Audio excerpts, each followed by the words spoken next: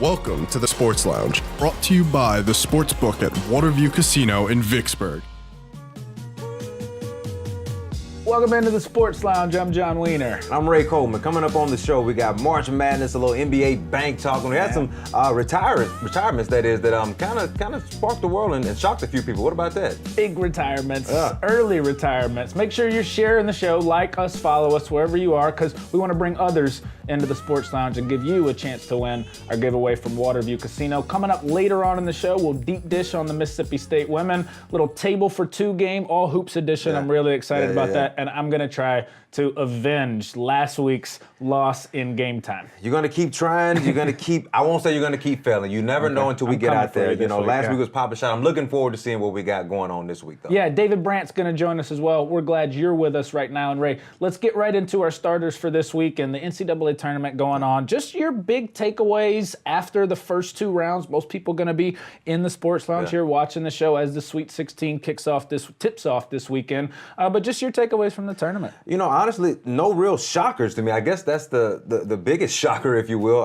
No Cinderellas, man. I know you look at Oregon as a 12 seed, but at the end of the day, the dominant teams that are supposed to be there are there. Yeah. You know, with the exception of Oregon, 1, 2, and 3 just hanging out, man. So not so much disappointed, but you expect to see those buzzer beaters, those Cinderella teams, those high drama games. I didn't really see a lot of that. But see, I think that's good for the tournament. Like, I've enjoyed this tournament more, and the ratings are up and they're higher.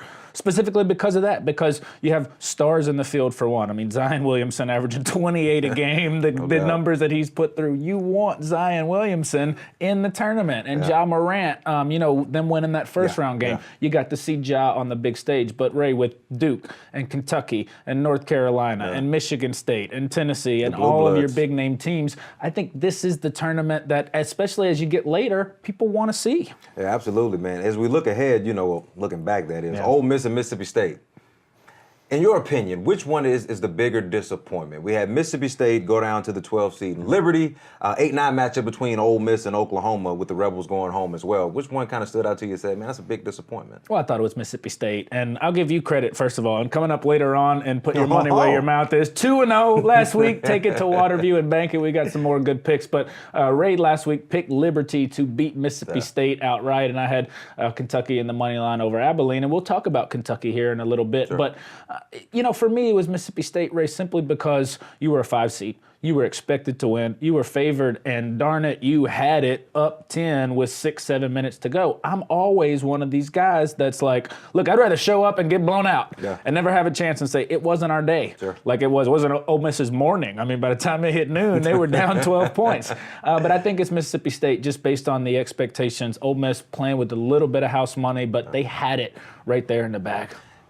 10-point deficit, like you said, 6 minutes to play. I'm a little bit disappointed in Ben Howland that he didn't make an adjustment once he saw Liberty begin to make the run. Mm-hmm. Listen, the things that were working for you were not working. So you got to flip the script. And regardless of what your philosophy is at that moment, your season is on the line, right? So you got to figure out what you can do to get a bucket and to kind of stop the bleeding, if you will, with Liberty. Liberty didn't do anything special. They just stuck to their game plan and started to make shots. Yeah. The defensive pressure that Mississippi State ended up putting on in the first half and the early second half, it went away. Lamar Peters got a little warmed up, if you will, but it felt like they were constantly going away from him rather than feeding him. And like you said last week, letting that guy go and get a bucket, who's an absolute game changer. So just a little bit disappointing in Coach Ben Howland. Obviously, it's their first time in a while being in a tournament, so that is an accomplishment. But at the end of the day, that team was so talented, they should not have lost in the first round of the NCAA tournament. Yeah, and of course, coming up later on in the show, we will deep dish on the Mississippi State women. Let's forget it. It's a women's basketball school anyways at this point. Yeah. Let's face it, it's Starkville, but Mississippi State women, they rolled through the first two rounds, headed to their 4th straight Sweet 16. We're going to look a little deeper at kind of how they got here and what it means, and also what lies ahead. Devin Booker in the NBA, Ray. It's like every time around this time of year, we look down. I remember I was out on the golf course late February a couple years ago. Devin had 70. What? Had 59 points the other night. He's averaging 26 a game. It's a career high. He's upped his assist totals. Booker's in Phoenix. He's languishing. Is he a max guy on another team? Are you ready to say Devin Booker with that 26 points per game is like an elite NBA guy? He's 22 years old, all right? And it's really that all? He's 22 years old, right? Been in the league. This is his 4th season. The youngest guy to ever score 70. just dropped 59 last night going 1-on-5, which is despicable when it comes to his teammates. Phoenix is so terrible. They should be ashamed of themselves, so but he's bad. absolutely a max guy. If you could get this guy a resemblance of help, and I mean just guys who can locate the basket, right? Devin Booker is one of the most talented players in the NBA. We don't get a chance to see him as much because he plays in Phoenix, and Phoenix is never on national television. But if you got league pass like myself, it's one of those things where you understand the special type of player that Devin Booker is. And I guarantee you, if you ask his counterparts in the NBA, they'll tell you there's no player that's harder to stop when he gets hot. Okay. When he's getting hot, he can't stop him. He's a great shooter. Yep. He's a really good scorer. Yep. On a championship team, Devin Booker is your blank best player. On a championship team, Devin Booker is your second best player. Yeah, see, I think he's your third best player. Like, I think Devin Booker, even with the 26 points a game, you look at the assist totals that we just put on screen, they're not very high. He doesn't play defense very well, turns the ball over a lot, shoots at a high rate. I wonder. Now, what I want to see and what everybody wants to see is that opportunity for Booker to get on a team that matters, that isn't NBA purgatory like Phoenix. But, Ray, I see a volume chucker in a bad situation in Phoenix where, I mean, you've seen both of these games where he had 71 and 59. I mean, you look, it's just like Phoenix is down 20. I mean, they're down 25 in both of those. So I just think there's some inflated shooting numbers. Booker's a terrific player, but I don't know that I would be tempted with the point totals to give him max money. Before we move on, I'll say this. I know his assist totals are down, but who in the hell is he throwing the ball to? Because at the end of the day, and his assist totals are up for the record this year. They've gone up a lot. When it comes to assisting, somebody's got to score. If you tell me nobody scores more than 10 points in a game where he has to score 59 and they lose by 25, that means guys are just terrible on the offensive end. In a league, by the way, that is built for you to score points, where you can't touch anybody. So Devin Booker is having to do all the work by himself. Can you imagine if he played alongside of LeBron James?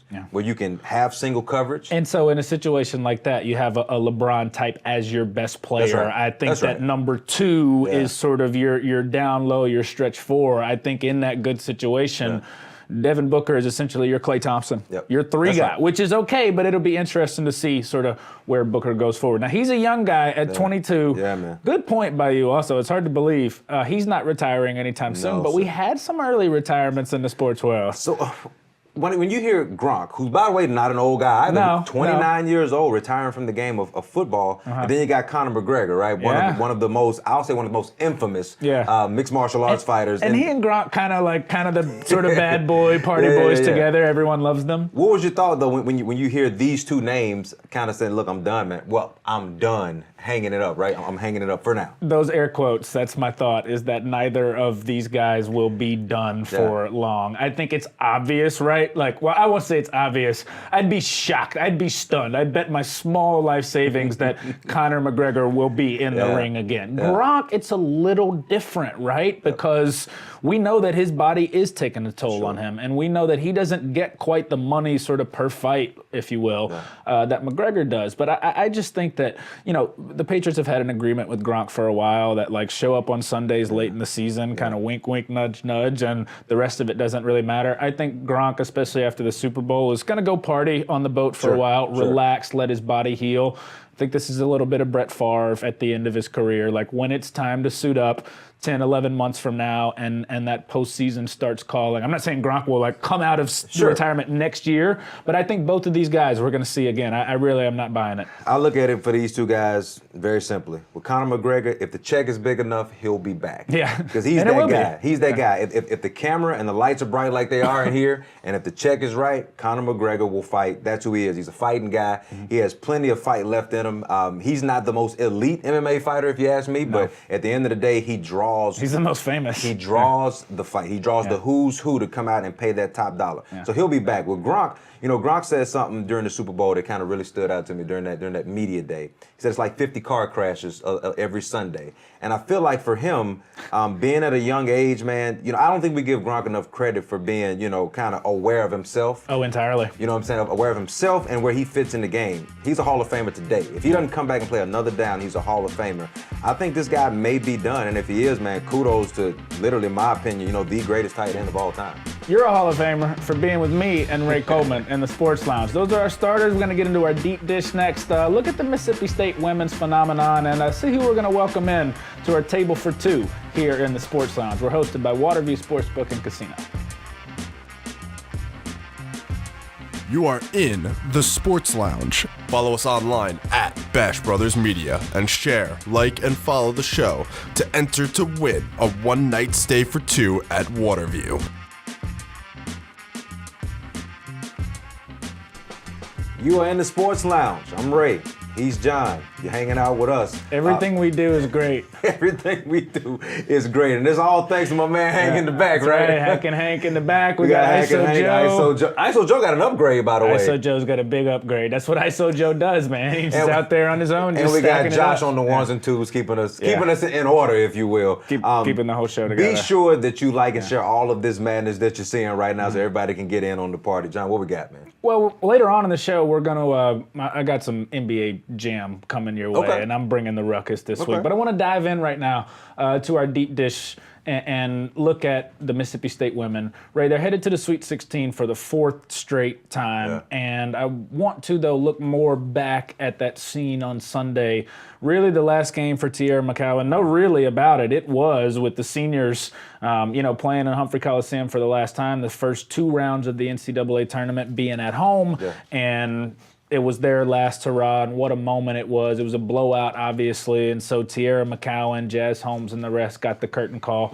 But Ray, it's nothing short of a phenomenon what has happened with Mississippi State basketball, that we would be here on this show spending so much time and for a lot of different reasons. But just what stands out to you? Like, how did it happen? You've been up close to it like I have. I like that word phenomenon, man, because they turned this program into a who's who event. The Mississippi State men's basketball, for everything that Howland has done, plays second fiddle to the women's. Amazingly. Plays second fiddle to the women's. You go to the hump, it's a sellout when we come to the women's If you had told anyone watching, if you had told me who went up to those great games as a kid that there would be 10,000 for the women's games and they couldn't match that for the men's, I'd have looked at you crazy. And rightly so, man, because at the end of the day, we understand the level of basketball and how people generally view men's versus women's college basketball. But it's different. This is totally different. When you talk about your Baylors, your Notre Dames, your UConns, you have to mention Mississippi State in that same breath. Coach Vic Schaefer has put together a program now that year in and year out will stay steady as one of the elite programs in women's college basketball,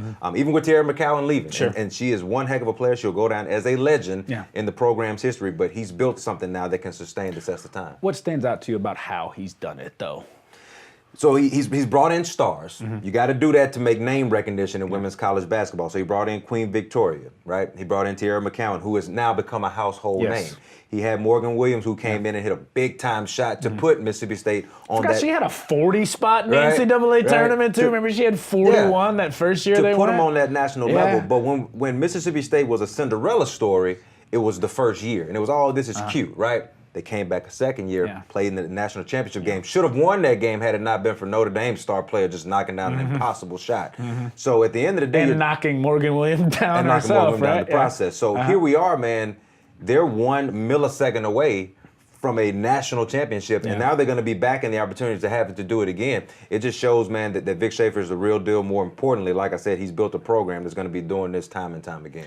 I think that Vic Schaefer obviously deserves the lion's share of the credit, the Papa Bear share of the credit, to sort of use how they refer to as Vic Schaefer. But I think Victoria Vivians made a singular, bigger impact on a program than any I've seen in my entire lifetime. People want to see 2 things. They want to see stars and they want to see wins. When Victoria Vivian stepped on campus at Mississippi State, she brought both of those things. She brought star power. Absolutely. People wanted to get in the seats to see her, and the wins came shortly afterwards. Now, Vic Schaefer was going to get this done no matter what. No doubt. Right? Because he's recruited 6'8" Tierra McCowan. She's terrific. They got a girl in Rickea Jackson coming from Michigan who's 3-time Michigan Player of the Year, who's the highest rated recruit he's ever signed. So it was going to happen no matter what. But the way that it happened and as quickly as rapidly as it did, those true words of a phenomenon, that this thing just took shape and then took hold and took over, I think it goes back to Victoria Vivians and everything that it meant for them to get her on campus, the most famous women's basketball player in Mississippi history, the highest scorer in all of women's basketball anywhere in the country, not in Mississippi, in the country, the all-time record. And she came in and the wins followed right away. And I just, the way that they play certainly, has a lot to do with it. And the effort that they give that come from Vic Schaefer, like it was going to happen no matter what. But I think the rapidity with which it happened goes all the way back to Vivian's. Real quick, do they have to win the title? Because we've covered that. Look, this isn't stopping. Do they have to win the title this year to kind of validate it? I don't think so. Okay. I think they're in a position, like I said, as long as they're playing in Final Fours, making it to the championship, they don't have to win it. They want to win it, clearly. Yeah. But I don't think you have to because, again, your UConns, your South Carolinas, your Baylors. UConn is the only program that truly would win it every year. Yeah. Other than that, you're just rotating. So eventually, Vic Schaefer's going to get over the hump. But you get your shot. You get your every shot, year. And that's all if you're you a want. Baylor and that's all you want. And eventually, he's going to knock that door down because, again, the talent's going to take care of itself. Table for two. It's one of the most fun segments that we do here in the Sports Lounge. Again, game time coming up. Put your money where your mouth is coming up. But ISO Joe over there in the corner, what do we got this week? Table for two. All right, guys. We got an all-NBA edition table for two. So I give you three. You guys pick two. Let's start with some future NBA stars. So I got Zion Williamson, Ja Morant, and The Field. This is easy. I'm going to go first. So this is easy for me. I'm going to try to make sense of the question first. Put the field out there. I don't want the field. I don't care who's in the field. Respect to the field. But Ja Morant is an assassin, first and foremost. He'll go up against anybody. He will make a name for himself in the NBA, and he won't be afraid to take down the stars that are already there. Zion Williamson is a star now. And he's going to go to whatever poor franchise that needs him, and his name alone is going to already raise the stakes, but his athletic ability, the highlight ability, will take Zion Williamson as far as he wants to go. And if his game develops, then he becomes an elite player to go along with it.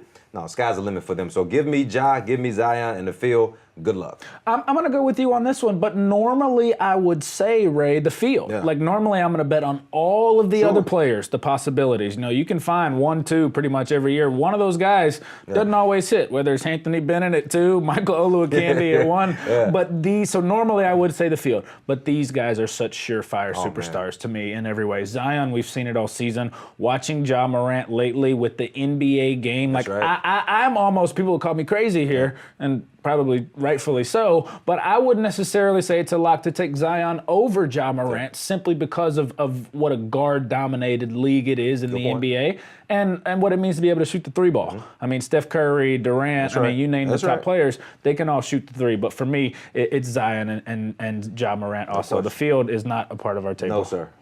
All right, next up at the table, we got NBA moves. So crossover, fadeaway, and Euro step. Ooh, this is good. Okay, I'm gonna go first on this one, and I'm gonna go with the crossover and the fadeaway. And I'm gonna leave the Euro step out. So the crossover is that era that was deep to my heart. If you look in the Sports Lounge right here, there's a huge Allen Iverson frame signed jersey. So that tells you about where the crossover lives with me. I mean, Ray, I grew up on Allen Iverson and Stephon Marbury and Gilbert Arenas in that whole era where the crossover was only like succeeded by the step back in terms of like great moves. Like my NBA is like crossover, step back, like let's shoot 7 for 24 and call it a night. You can keep the Euro step. My man, I don't want the Euro step. The Euro step, if you do it in a flashy way that gets the oohs and ahs, it's a travel. Yeah. So I'm going to put that out there. So you're no Euro step either. I'm no Euro step guy either. The crossover has a special place in my heart. Not just the guys you mentioned, Tim Hardaway,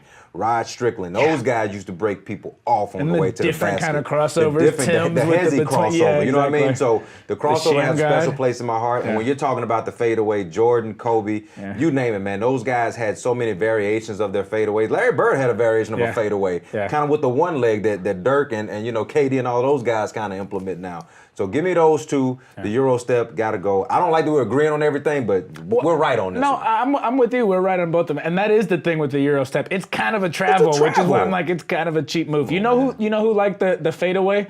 ISO Joe. What do you got? That was good. Next up, we got some March Madness. So who's the winner? Kentucky, Auburn, or LSU? So I'll take this one. It's between the three SEC teams. Now, Tennessee, of course, playing Thursday night. Sure. I'm going to actually throw LSU out of there. Obviously, I think Kentucky's going to be at my table. But I think Auburn and Bruce Pearl, I know they got a tough test with North Carolina, but I think a chance to actually cut it down and win it all. I like the way Auburn's playing. I'm going to have Auburn and Kentucky in my table for 2. So we finally differ. I'm going to throw Auburn out just simply because of the tough road that they have.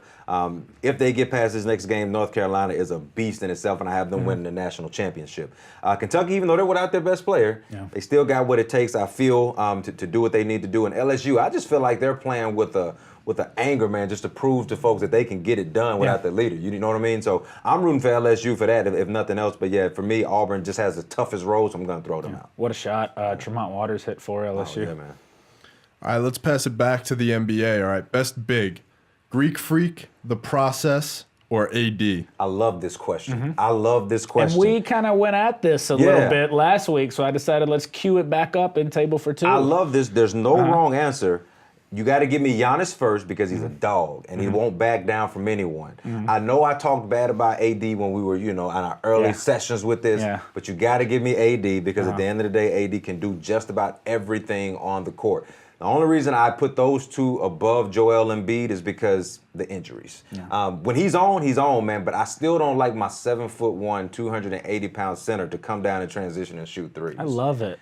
So I love it. You can have him. I'm going to have him. And I'm going to have Anthony Davis also, and which means, believe it or not, for the second straight week, I'm throwing away the Greek Freak. Now, man? And I know he might win the MVP this year. He's going to win the MVP. And I'm like, maybe I need to watch Milwaukee a little more. But I think, if you gave me one guy for the next, 5 years who's the most talented kid on the court, I'm going to go with Anthony Davis. No doubt. And then if you're asking me between Embiid and Giannis, I don't know. It's probably just a bad pick, but I don't know. Maybe Embiid's a little more fun to have in the lounge. Look how ISO Joe is looking at you right now. I think he is that. Well, let's get the camera on ISO Joe, man. Yeah, I don't know. I'm gonna go with the Process and AD, but I'm sleeping on the Freak for a second straight week. This dude's gonna win MVP, and he's not giving him any love. I'm giving him some love. You know what love. they say down in Philly, man? Trust the process. Thank you, ISO Joe. We got one more.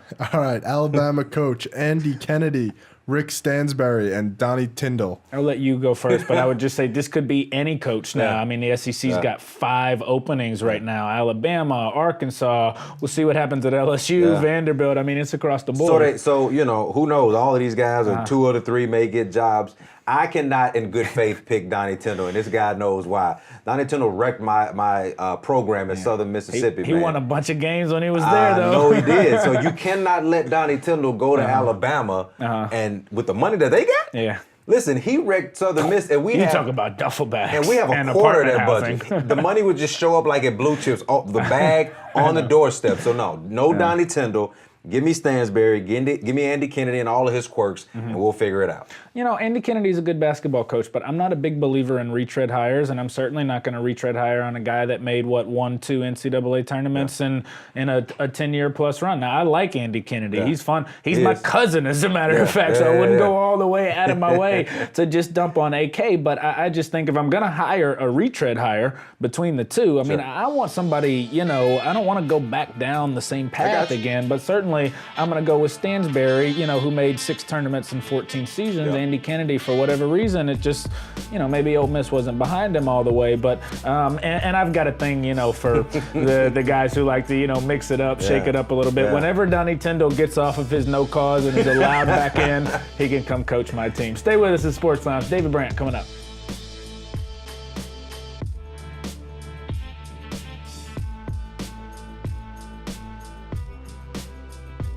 You're in the Sports Lounge. He's Ray Coleman. I'm John Wiener. We're, of course, hosted by Waterview Sportsbook and Casino. Got things off to a great start last week with our NCAA analyst and expert, Romero Osby. We're going to go welcome in right now David Brandt with the Associated Press. Get him on Twitter at David Brandt AP. Ray, David is quite simply, for my money, the best guy in Mississippi to be doing it. To welcome into the Sports Lounge. David, how you doing, man?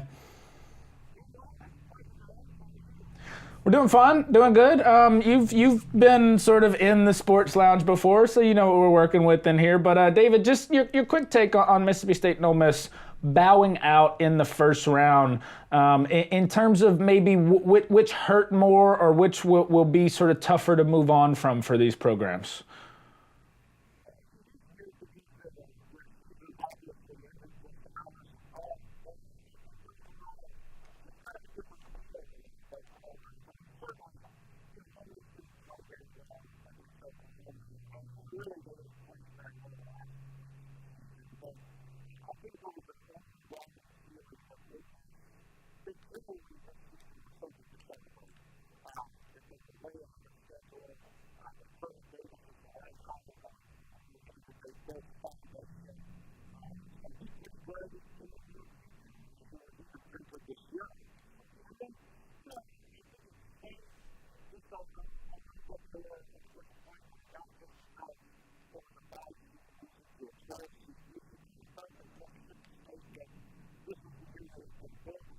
Yeah.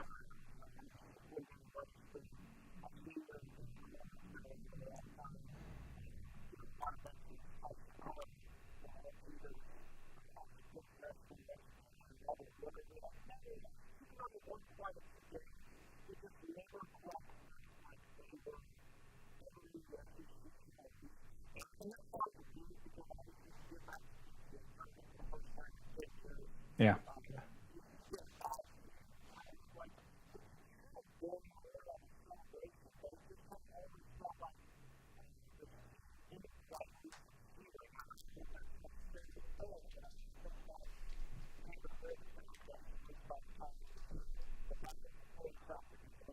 Why did it feel that way, David? Because it was a conversation with Mississippi State fans all that year that despite the success of the team at times and the record on the floor and the talent, that neither the team seemed totally with it or together, and the fan base didn't necessarily seem sort of behind them and together in the same way. Is that fair? Is that a fair question?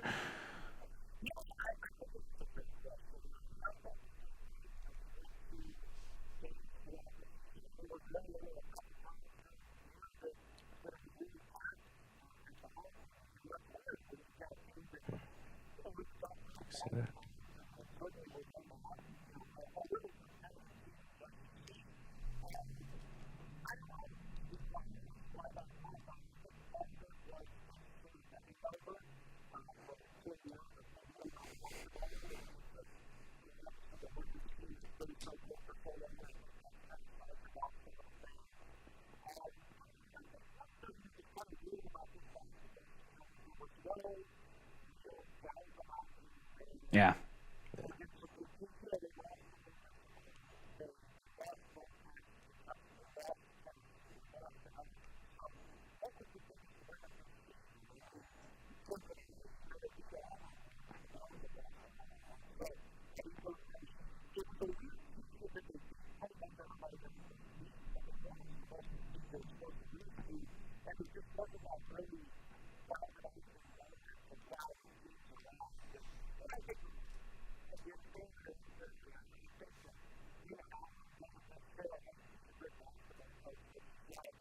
Yeah.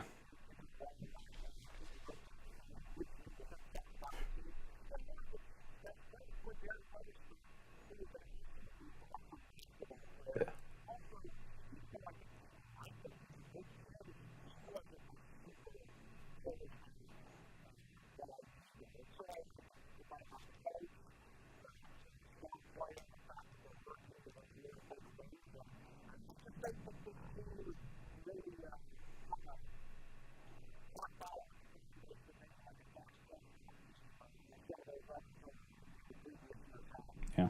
So you spoke about the inconsistencies on the men's side, David. On the women's side, we don't have that though. I mean, it's utter domination. And they're packed, and that's part of it. And they I think. sell it out, right? And they dominate every game they play. Just give us your thoughts on the run that the Lady Bulldogs are on once again under head coach Vic Schaefer as they get prepared to play in the Sweet 16 and possibly make another run to a national title appearance.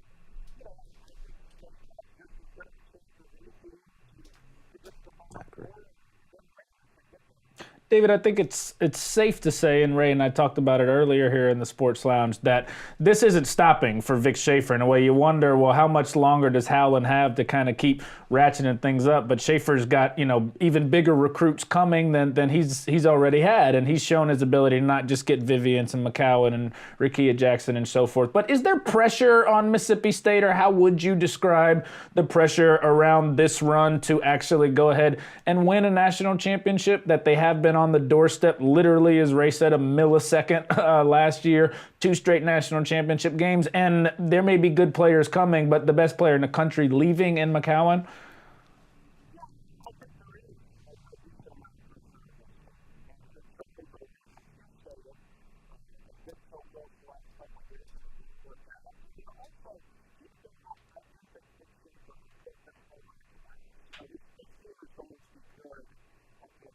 Yeah.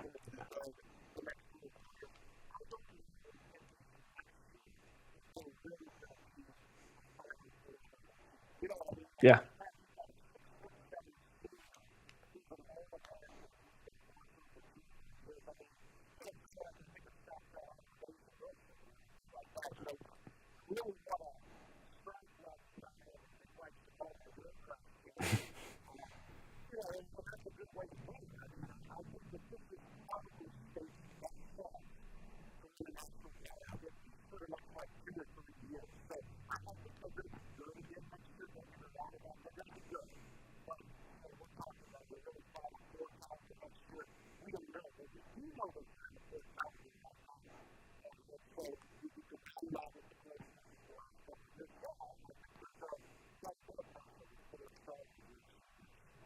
He's David Brandt with the Associated Press, one of the best guys doing it, covering college basketball in the country. In a couple of weeks, Ray, we may have to get David back into the Sports Lounge. He's going to be at a certain golf tournament in Augusta, Georgia, the first couple weeks in April. Yeah, what a lucky guy, but rewarded for the great job that he does. David, have fun at Augusta National for the Masters if we don't talk to you again before then. But great job as always, and we appreciate you coming in the Sports Lounge. Thank you, David. Thank you, man. I'm looking forward to that as well. I'd really be looking forward to, let's get somebody in here for the Sports Lounge and let me go join David at Augusta National. You know what I'm looking forward to? What's that? I think you know. Taking the L? NBA Jam in game time. He's on fire. I'm about to end that. Coming up in the Sports Lounge. You are in the Sports Lounge. Follow us online at Bash Brothers Media and share, like, and follow the show to enter to win a one-night stay for 2 at Waterview. You ready? Yeah, you ready, man? Man, I'm ready. All right, let's ready, do man. this. NBA Jam. I'm so ready for Tournament edition, Can you believe we dusted off NBA Jam in the first week? I already know who I'm going to get. I've been thinking about this all week. Who you getting, man? I've been thinking about this all week. Where's my man? I'm going to let you rock, Where's my man? You go first. Yeah. You rock. Me and Penny are about to just roll. Penny Hardaway. Me and Penny are about Give me Harold Miner and Glenn Rice, man. You're about to get boat raced. That's like an insult. You're Word? coming at me with Harold Miner. Go. Razzle, dazzle. It's easy enough, man. Razzle. It's easy enough. Oh, I'm gonna have to figure this one out. Nah, give me that. Gonna keep it easy, baby. Shooting jump shots and NBA gonna Jam. keep it easy. Nah, look at that dish. Dunk on it. Okay. Give That's it up. right. Give it up. Nah, see, I'm too much. Oh, okay. Too much. Oh. Do your eyes hurt from getting dunked on so much? I don't know. You tell me. I don't know. He came right back. Jump. Oh. Wiener got the Know dub. what the final score was. He been practicing. I hope we're on the ledger right here. Clearly. Yeah, this we got a long way to go here in the Sports Lounge. We need the applause. Good job, man. It had to happen. You can't. The lights are on bright. The man said he wanted to get on the winning column, and it happened. Shout out to the man. It was a good game. The Sports Lounge is brought to you by the Sportsbook at Waterview Casino in Vicksburg, giving you the edge in sports betting. And you were pumping the fist because I needed it. You know, they say you got to avoid 0-2 starts. 0-2. Like I had to go with Penny and Hogue Grant. Came through when the lights were on, man. It's close. It actually wasn't that close. Let's be real. Here we go. We're already started. It's going to be a 2-point victory today. Next week it'll be 8. 10 shows in, it'll be I won by like 25. The last few minutes was kind of just, sitting on the ball, like, right. But you weren't, though. They've got an elastic clause in NBA Jam where, like, it's really hard to blow somebody out. It tries to keep it close, and I still just handled things. And so next week you say we're gonna try something different. Yeah, it'll be a new game every week. I mean, we'll come back to the same things. I just say, like, at the end of the day, win or lose, like, pretty fun playing NBA Jam. NBA Jam takes us back to our childhood. I know folks that are watching are like, man, I can't believe y'all. First of all, have a Sega Genesis. And that you were able to find NBA Jam Tournament Edition. That's ice cold, man. So, yeah, no doubt. We've got some other ones also in the Sega. It's just now coming to mind that, like, we can do different games. Maybe when baseball season opening day this weekend, King Griffey Jr. baseball come to mind. I mean, the hits keep coming in the Sports Lounge. But really, Ray, that's what it's all about here in the Sports Lounge. And again, we are really glad you're with us. It's our second show. We got off to a great start last week, and we're really excited because we talk sports. That's clear. We have some great conversations, but we have a lot of fun. Absolutely, man. We have a great time in here. We're talking sports. We got a great crew in here to kind of get with us, man. And the best part, if you're watching and you're listening, you get an opportunity to win some cool stuff too, man, through Waterview Casino. Talk us through that, man. Yeah, make sure you share the show on whatever platform you're watching it on, YouTube, Facebook, Twitter. All you got to do is retweet, like, share, follow, the whole deal. And when you do, you'll enter to win a weekly stay and play giveaway at Waterview Casino. So we'll give that out every week, kind of circle back on all of the shares and the retweets and pick a winner on social media each week. And if you win while you're at Waterview Casino, maybe you can take my advice, or maybe John's, because you did pretty well too. Maybe you can take our advice, put a little something down, and who knows? Maybe put your money where your mouth is. What do you got, ISO Joe? All right, I mean, Ray did a little bit better than he did in NBA Jam over here. Indeed. I mean, that's going to be a trend, going forward. That's ridiculous. So he picks Liberty over State, and I mean, Liberty won outright. Yeah. And let's give some credit. I mean, Ray said no 7.5 points, right? Yeah. It was State was a 7.5 point favorite. Ray said, I don't need the points. They're going to beat them outright. Yeah. And listen, I've been saying that from the jump, not in favor of Liberty, but because of what Mississippi State cannot do, which is play consistent, dominant basketball, and it reared its ugly head, unfortunately. You hit the nail on the head in so many ways, and you said, look, Mississippi State is better than Liberty. No question. They can outplay Liberty, but if it gets down into those final minutes, that's when you felt like the tables were turned for the Flames, and Ray, that's exactly what happened. No question. What about John, man? Yeah. Well, John, I mean, maybe he started that win streak a little early, but Kentucky he had at minus 22.5. Yeah, and they covered. Boat race. Oh, yeah. There were a lot of boat race tweets and things going around, but yeah.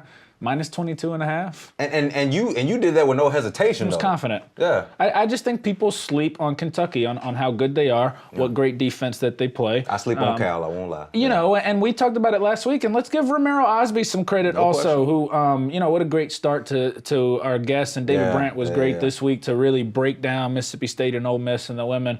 Ro Osby last week played in multiple NCAA tournaments with State and Oklahoma, and Ray Romero surprised both of us, and we disagreed, but he proved himself right, at least as through the first 2 rounds. The SEC is the best league in college basketball, and it's a fourth of the Sweet 16. We said, hey, that's crazy, but the SEC's proved it. No, he called it, man. Where I was kind of on the Big Ten and saying those guys know how to play the game the right way, and the ACC's doing this thing still, but Ro was right on point, man. The SEC has shown up. And in Mississippi State, imagine if they had played the game and closed it out the right way. We're talking about 5 teams, man. Great point. In the second weekend. So, kudos to Osby, man, for making sure that he called the shot and he nailed it too. So that's 3 for 3. Our guest from last week knocked it down as well. So kudos to him. When you're talking about putting your money where your mouth is. Yeah, what do you got this week? I'm going to go ahead and predict this. I think a number 1 seed is going home. And I don't just think, I know it. Okay. And I can even tell you which one. So that's why I say if you win, go to Waterview, and you put your money down on UVA, Virginia, going home. The one Cinderella seed that we sort of have left, which is not really, which is why they're going to go down, is 12th seed Oregon. All right. 6'2", their point guard. Everybody else is 6'7" and above in the starting lineup. What Virginia does well is they make sure that they box out and play defense. Well, you can't keep 6-7s off the glass from the 2 spot all the way to the 5 spot. They're going to cover, I think the last spread was like 8.5, right? No, they're gonna take care of that. Outright Oregon, let's get it done. Oregon over Virginia. So you're doubling down. I like that. Back-to-back straight winners. Straight winners, I man. want winners, and we've got them. Winners, and we got it. In the sports lounge. I'm going to stay on my Cats. Okay. I'm going to stay on John Calipari. I say my Cats. All of a sudden, I'm a Kentucky fan. If they cashing out, then they are your Cats. Yeah, exactly, right? And they cashed in a big way, and I'm going to stay on Kentucky this week and John Calipari. You know, you go back to really both of their opening round games. But when you look at just a 2.5 point spread, I think it's 2.5. Yeah, Kentucky minus 2.5 against Houston. I'm going to say, just like I did last week, they're going to double that and then some. I think Kentucky wins by at least 10 over Houston. Calipari's teams are so good defensively, Ray. In the NCAA tournament, they get into you like few teams do, and they have the athleticism and the talent that when they turn that switch on, they can become the best defensive team in the country. And we know that Michigan State's a good defensive team. There's some out there, but I look at Kentucky with the 2.5 point spread as a number 2 seed. They're playing good basketball. I'm on the Cats, and I feel pretty darn good about that one too. Like I think they double that at least and win by 10. No, you should. They're gonna play well. Listen, it's gonna be an exciting weekend once again. If you enjoyed last weekend, all the top seeds made it with the exception of Oregon, so it should be a phenomenal weekend when it comes to college basketball. Sit back, enjoy it.